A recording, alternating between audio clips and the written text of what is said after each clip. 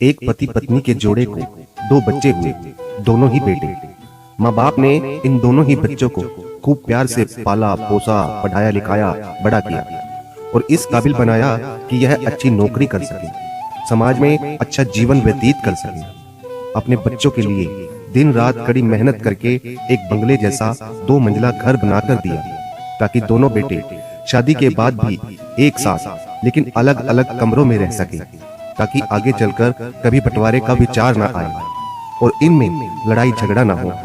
दोनों बेटे को अच्छी अच्छी नौकरियां लग गई, दोनों की ही शादी हो गई। बड़ा बेटा जो घर के पहले माले पर रहता था, उसको एक बच्चा भी हुआ। पोते का मुंह देखकर दादा दादी बहुत खुश हुए। सब ठीक ठाक चल रहा था, लेकिन थोड़े ही दिनों बाद बूढ़े पति की मौत हो गई। जब तक पति जिंदा था, दोनों बेटे और बहू माँ का सम्मान किया करते थे। जैसे ही पति मर गया, दोनों बेटे और बहुएं हर दिन माँ की सेवा करना तो दूर, माँ को हर दिन खाना खिलाने के लिए भी राजी न थे। दोनों बेटे और बहुओं ने मीटिंग की और तय किया कि माँ को खाना खिलाने की जिम्मेदारी बांट ली जाए, यानी कि 15 दिन बड़ा बेटा और 15 दिन छोटा बेटा माँ के खाने की जिम्मेदारी लेगा। जिन बेटों को बिना दिन रात देखे भूख ना होते हुए भी और मन चाहा खाना हमेशा खिलाने के लिए जो माँ तैयार रहती थी, अब उसी माँ को बेटों के यहाँ पर दिन के हिसाब से खाना दिया जाता था। माँ का दिल बड़ा था। माँ को इस बात की खुशी थी कि वह जैसी भी हो अपने बेटों के साथ रह रही है, और इसी खुशी के कारण बेटों के द्वारा दी गई रूखी सूखी भी उसे किसी पकवान से कम ना लगती।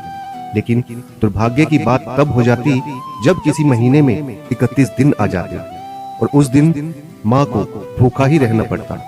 एक बार जब बड़े बेटे के यहाँ 15 दिनों तक खाना खाने की बारी चल रही थी, तब बड़ा बेटा अपनी बीवी और बच्चे के साथ कहीं बाहर किसी फंक्शन में जा रहे थे।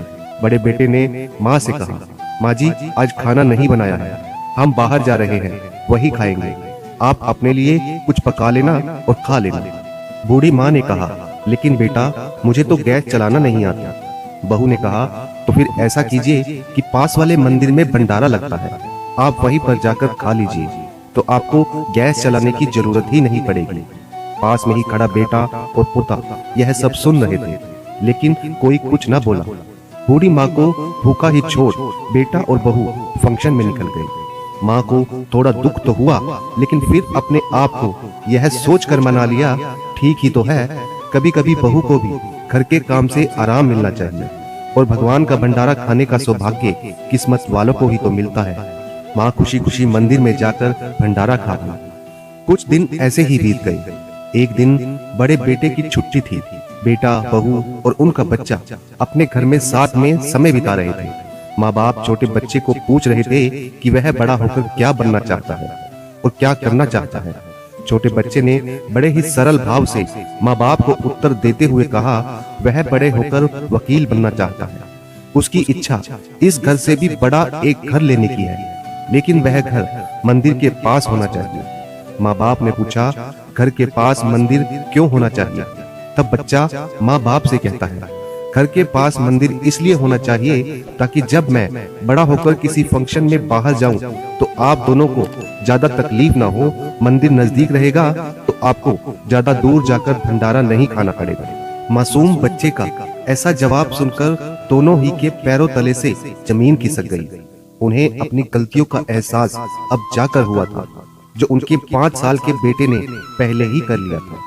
दोस्तों, दुनिया के हर माँ बाप यह सोचकर अपने बच्चों को बड़ा करते हैं कि वह उनके बुढ़ापे की लाठी बनेंगे, न कि वह लाठी बनकर उनके ही पीठ पर बरसेंगे।